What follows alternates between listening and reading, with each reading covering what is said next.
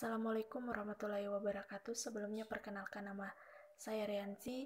Saya mahasiswa Informatika 2019 Universitas Respati Yogyakarta. Nah, di sini saya akan menjelaskan materi pada praktikum pemrograman deklaratif di bagian modul 1 tentang pengenalan prolog. Nah, kita lanjut ya teman-teman. Yang pertama di sini ada bagian A, tujuan.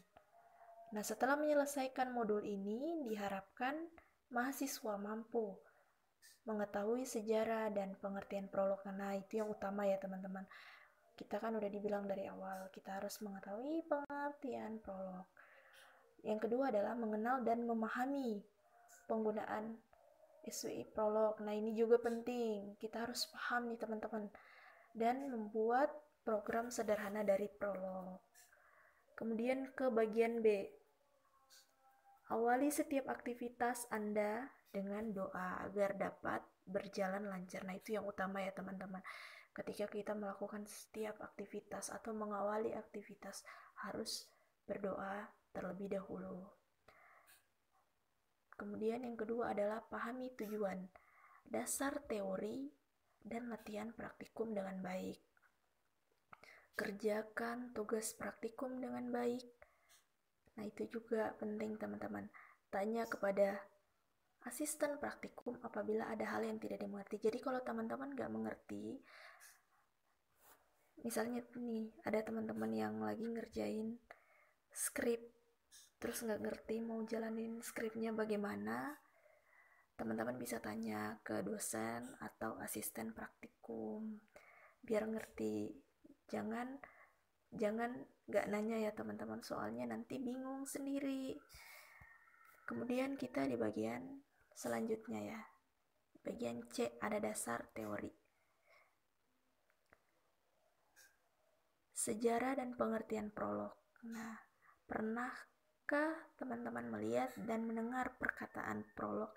Kayaknya menurut saya teman-teman sudah familiar ya dengan kata prolog itu apa. Soalnya kalau di novel-novel tuh kan ada biasanya kalimat prolog ya. Terus di aplikasi Wattpad juga ada kata prolog. Saya rasa teman-teman sudah familiar. Nah, di sini apakah teman-teman sudah tahu apa itu singkatan dari prolog? Tentu pasti ada yang belum tahu nih. Sebenarnya apa singkatan dari prolog? Nah, di sini singkatan dari prolog adalah Programming in Logic. Prolog merupakan satu ide yang dicetuskan pada awal 1970-an untuk menggunakan logika sebagai bahasa pemrograman.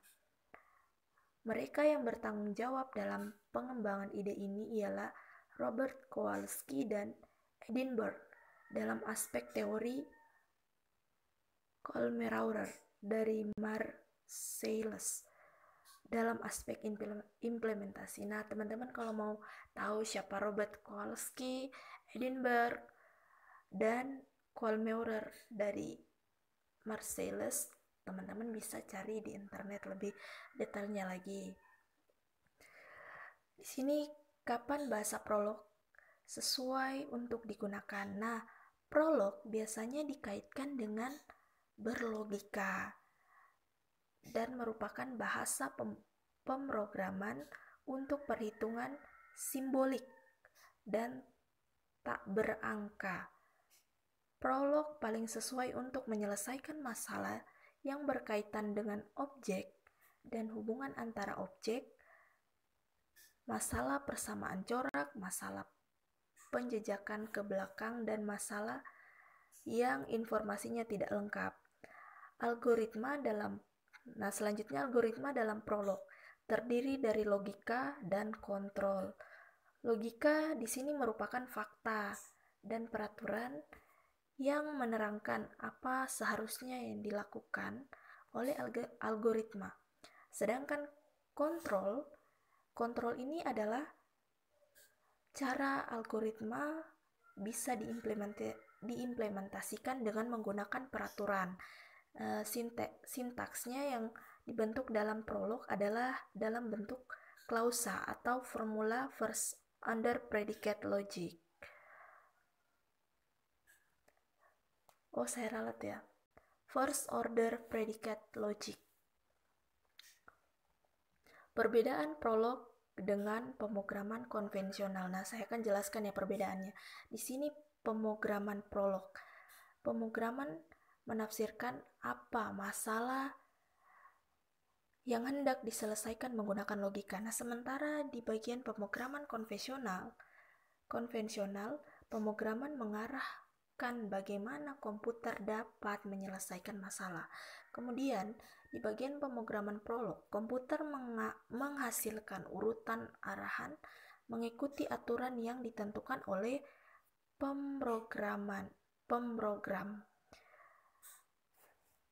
Kemudian di bagian pemrograman konvensional, sistem mengaplikasikan peraturan logika, deduksi, dan persamaan dalam menyelesaikan suatu masalah. Di sini lanjut ya teman-teman, ini bagian ketiga. SWI Prolog, instalasi SWI Prolog. Nah, SWI Prolog di sini merupakan salah satu ide yang terkenal bahasa Prolog. Sebelum memulai instalasi SWI Prolog, harus memiliki installer terlebih dahulu. Installer yang digunakan pada waktu penginstalan adalah SWI Prolog versi 7.3.9 tahun 2015. Installer SWI Prolog yang digunakan di sini adalah khusus untuk versi Microsoft Windows 7 ke atas. Berikut ini di bawah ini adalah langkah-langkah ya. Langkah-langkah instalasi Prolog biar teman-teman tahu ya. Klik 2 kali installer SWI Prolog. Kemudian baca lisensi dari SWI Prolog dan klik agree. Kemudian selanjutnya next, pilih lokasi dari hasil implementasi SWI Prolog. Ralat ya instalasi SWI Prolog. Pilih ekstensi file yang dihasilkan oleh SWI Prolog dan nama folder pada start menu. Kemudian klik instalasi dan tunggu proses berjalan, lalu klik finish. Kemudian di bawah ini adalah ini yang akan saya perlihatkan kepada teman-teman. Contoh script ini yang akan kita jalankan. Nanti saya akan perlihatkan ke teman-teman hasilnya ketika kita sudah menulis. Nah, di bawah ini contohnya sudah ada ya teman-teman, di bawah ini hasil dari skrip di atas. Nah, di sini ada skrip kan, sudah ditulis skripnya. Nah, ini tampilan yang berhasil dibuat. Nih, teman-teman bisa lihat tampilan yang berhasil dibuat. Seperti di bawah ini. Bisa juga mengedit file yang telah ada, tampilkan file yang berhasil diedit. Nah, ini file yang sudah diedit. Membuat. Kemudian di bawah ini adalah membuat program sederhana. Nah, teman-teman yang masih bingung nih, di bawah ini adalah contoh program sederhana. Nah, ketikkan kode berikut. Nah, teman-teman bisa coba ya di rumah. Mengetik kode berikut ini. Dan ketika sudah selesai, kita melakukan compile pada program yang disebut pilih tab compile, lalu yang dibuat pilih tab compile, lalu pilih compile buffer. Nah, teman-teman bisa lihat ini hasilnya teman-teman. Kemudian kita menguji predikat ayah dan ibu di sini. Teman-teman bisa lihat ini hasilnya nih teman-teman.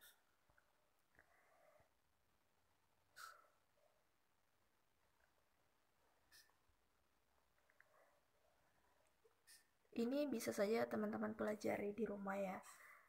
Dijadikan referensi untuk teman-teman semua bagaimana cara mengerjakannya. Tapi kalau mengerjakannya jangan lupa diinstal ya aplikasinya ya teman-teman. Kita nggak bisa mengerjakannya kalau nggak ada aplikasinya.